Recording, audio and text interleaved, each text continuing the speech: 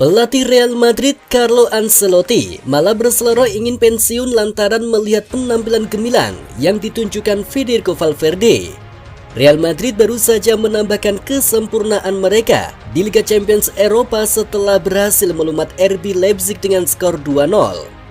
Torehan tersebut membuat Real Madrid kini menduduki puncak klasemen grup F Liga Champions Eropa dengan koleksi 6 poin. Setelah berhasil menang, Carlo Ancelotti lalu menaruh perhatian lebih kepada salah satu pemainnya yang sedang bersinar, yakni Federico Valverde. Dan sedari spot Babel, Ancelotti bahkan sampai berseloroh jika dirinya tak mampu membawa Fede Valverde mencetak 10 gol, maka dirinya akan pensiun. Yang aneh tahun lalu adalah Valverde hanya mencetak 1 gol di Piala Super. Saya pikir jika Anda tidak bisa mendapatkan pemain seperti itu untuk mencetak setidaknya 10 gol dalam satu musim, maka Anda harus merobek rencana kepelatihan Anda dan pensiun. Lebih lanjutnya, pelatih yang membawa Real Madrid menjuari La Liga dan Liga Champions musim lalu tersebut juga mengaku terkesima dengan perkembangan Valverde.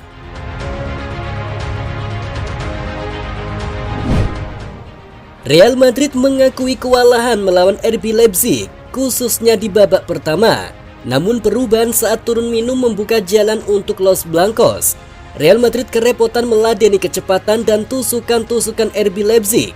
Mereka baru memecah kebuntuan di 10 menit terakhir babak kedua.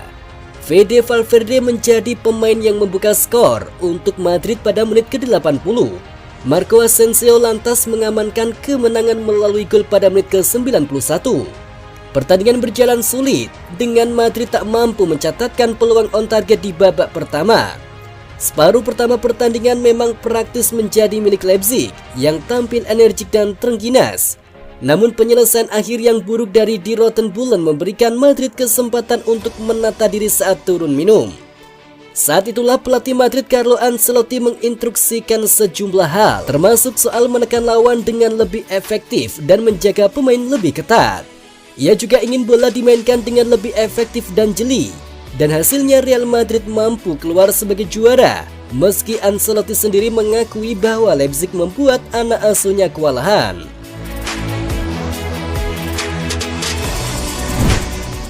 Bocoran jadwal El Clasico antara Real Madrid melawan Barcelona sudah berseliweran. Dari isu yang beredar, kedua seteru abadi ini akan beradu kuat mulai pertengahan Oktober 2022 mendatang. Memang selama ini jadwal El Clasico selalu diumumkan belakangan.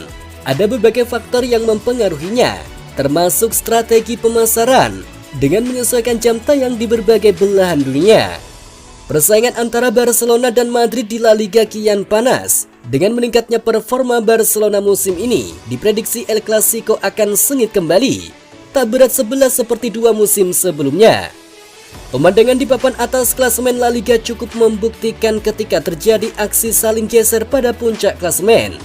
Kedua tim jika konsisten performanya akan berebut tahta klasemen mulai 16 Oktober mendatang. El Clasico jilid pertama digelar di Santiago Bernabeu terlebih dahulu. Laga akan digelar pada Minggu pukul 21:15 waktu Indonesia Barat.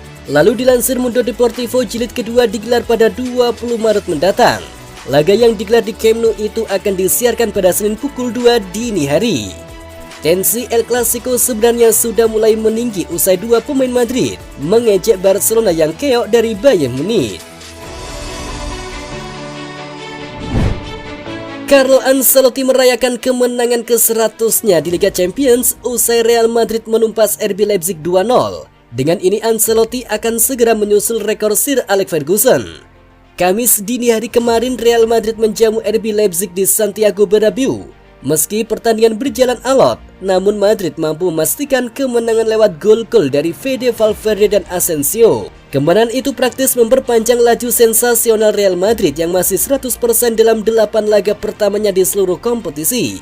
Selain itu, Ancelotti mendekati rekor Sir Alex Ferguson yang memegang rekor kemenangan terbanyak di Liga Champions dengan 102 kemenangan. Ancelotti bahkan besar kemungkinan mampu mematahkan rekor mantan manajer MU itu sebelum fase grup berakhir.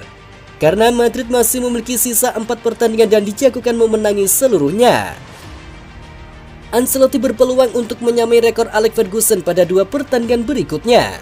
Di matchday ketiga dan keempat, Real Madrid akan melakoni double header melawan Shakhtar pada Oktober mendatang.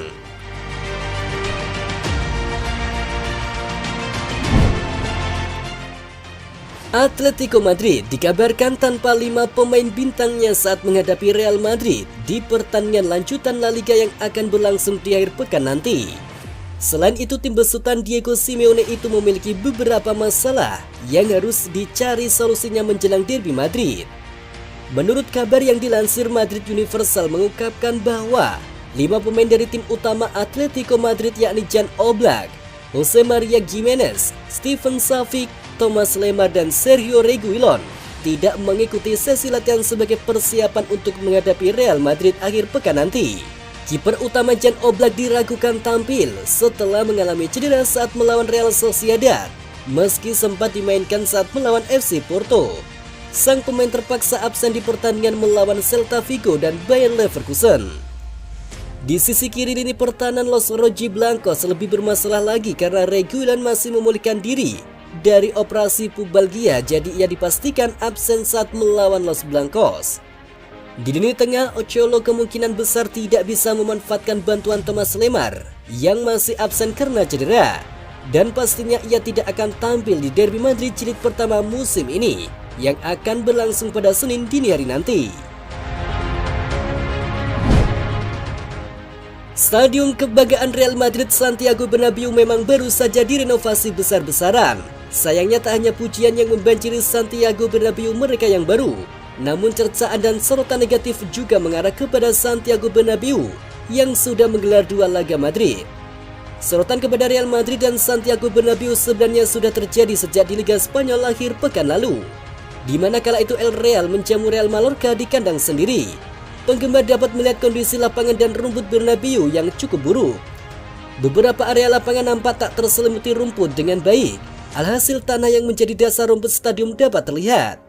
Tim kebanggaan warga Madrid ini sebenarnya memiliki waktu beberapa hari untuk memperbaiki kondisi tersebut.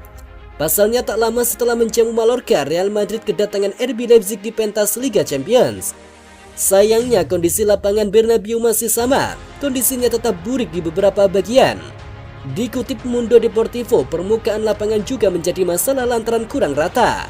Keberadaan lumpur juga memperburuk laju bola di atas rumput.